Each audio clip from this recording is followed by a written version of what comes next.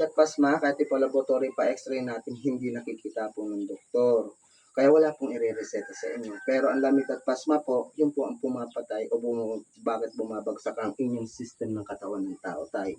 Ganun po siya. Yung katawan natin, pabagsak ng pabagsak, pabagsak ng pabagsak. Ganun po. Hanggang mamaya, siya rin ang kinamamatay. Ganun po. Gusto mo lang tayo. Dito palalakasan na natin yung katawan. Na wala kang iinumin, wala kang titikin. Magulang mo pa. Yes po, sir. Ayan, naramdaman mo tayo. Ay, lamig yan. Itong mga tumutunog-tunog na yan, lamig po yan. Kahit yan po, inuman nyo ng kanyan, o kaya hanapan nyo ng reseta yan sa doktor, hindi kayo bibigyan dyan. Bukod tayo lang tatay kasi herbal lang ang nagpapagaling dyan, ano magpapatanggal.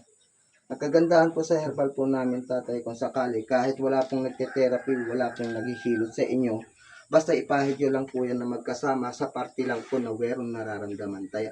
Ganun lang. Yan nararamdaman mo. Di ba? Ang dami. Aalsa siya kasi aalsa.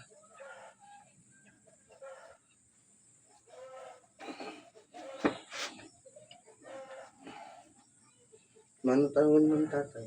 73 po. 73, bata pa.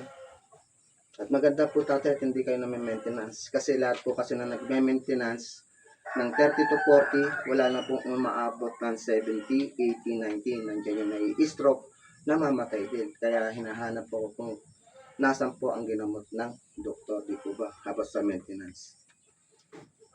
Kailangan po tanggalin ang nararamdaman.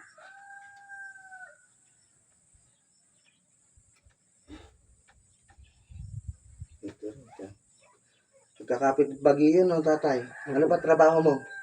Nagtatanim ng palay. Opo. Ilang araw na to? Nakakon mo. Tagal na. Tagal na. Hindi ka na nakaginhawa. Mahigit isang taon yan. Opo. Hindi ka naman na mild stroke editay? Hindi po. Hindi naman po. Pero nararamdaman mo pa tatay na namamanhid yung kamay mo? Na sumasabay itong paa? Ayun. Signals po yun Sign po yun ng isang mild stroke. Kasi pag nagpa-check up kayo, makikita kagad ang doktor yun, tinamaan ka na pala ng mild stroke. Kung binaliwala mo lang. Gano'n. Sa inyo yung tatay, kailangan talaga i-circulate yung mga urat-urat mo na. Kaya nangihina yung katawan mo kasi manhid siya. Hindi ko gano'n dumadalo yung maayos yung dugo mo.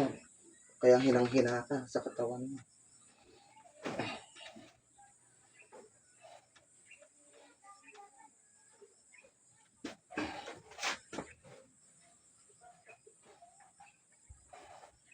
Itong dalawang paa niya ang ano po ang masakit. Opo, kasi Hindi makalakad kung pagod na siya. nasubukan mo na ba tayo yung gumising ka ng maga, kakapit ka pa sa pader para lang tumayo? Naranasan mo na. Ayun tatay, ikukuhan ko sa'yo.